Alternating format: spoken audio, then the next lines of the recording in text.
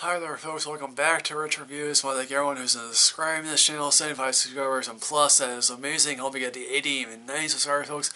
That'd be awesome.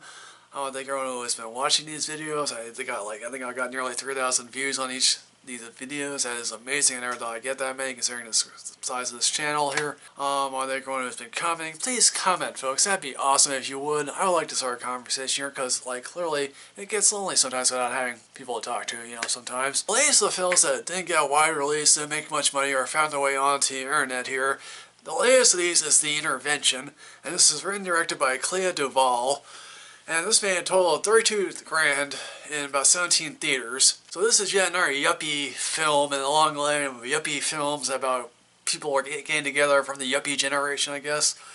You would think that by now there'd be no more stories to tell from this particular generation. This time around it's in Savannah, Georgia, and Savannah, Georgia looks lovely. There's a positive I can go with. And they all come to this wonderful Savannah state of all things. So the obnoxious Annie, played by Melanie Lynskey, she wants to stage a marriage intervention to her older sister Ruby, played by Cobie Smulders. But normally an intervention would be here to save a marriage. She wants to say to her sister, "Hey, divorce him," basically, and because her husband is an emotionally distant guy named Peter, played by Vincent Piazza, and he also has to deal with her overly patient fiance Matt, played by Jason Ritter, who constantly is trying to tell her, "Hey, look, sit, date here, please. That'd be nice. That'd be really wonderful."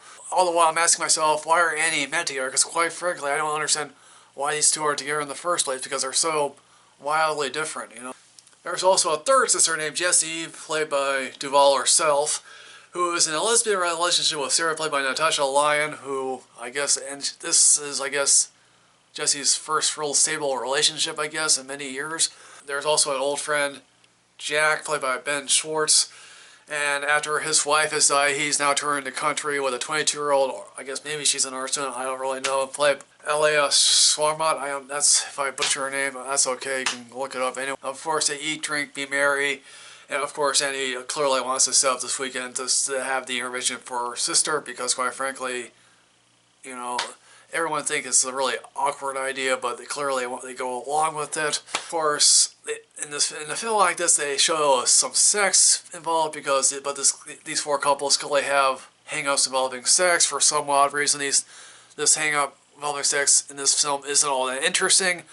At one point during this film, Ruby suggests that there should be an intervention for her sister Annie, because guess what, Annie drinks way too much, and guess what? She's partially right. Annie here is an alcoholic, or at least a borderline alcoholic, and that would make for a much more interesting film about an intervention here. This being an intervention about Ruby's marriage, they finally get to that, in which it's there's one very funny reaction by Peter, and it's you would think to yourself, yes, I would actually act that way if someone told me you should get divorced, even though it's blatantly obvious that, your marriage is not going the way everyone expects you to, Also, the intervention is rather clumsily handled or clumsily shot or whatever you get. Here's the thing. Clea DuVall was in Carnival, she was in The Faculty, she was in Girl Interrupted.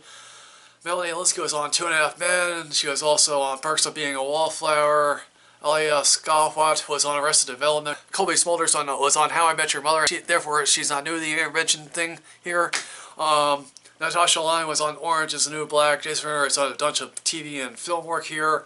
Ben Schwartz is on Parks and Rec, and Vincent Piazza was on Boardwalk Empire. These people know how to choose material here, folks. Everything on their shows hasn't always been great, but at least it's been good. Why Clea DuVall chose to do this for a film, I have no freaking clue. It's everything here feels telegraphed, everything here feels obvious. Clearly, again, in one of these films here, one couple is not going to make it. Even Tyler Perry did better, and Why Did I Get Married? Again, why are these people friends to begin with? I don't really know, or at least why three sisters.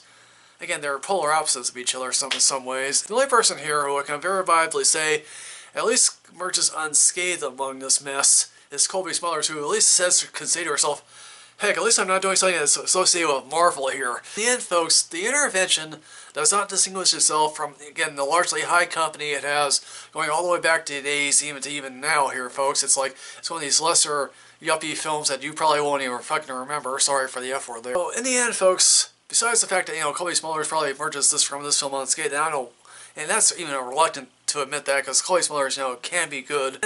But again, regardless of that, folks, in the end, I give you this ranking of only see you when you're drunk. Yeah, I'm drunk, but please help me save my marriage. No, we don't want to save your freaking marriage here. So, folks, what's your favorite yuppie film, I guess, or what's your favorite, people getting together film, So, folks, as always, like, comment, subscribe, help the least you get films get more views, enrich yourself with knowledge. I'll see you next time, folks.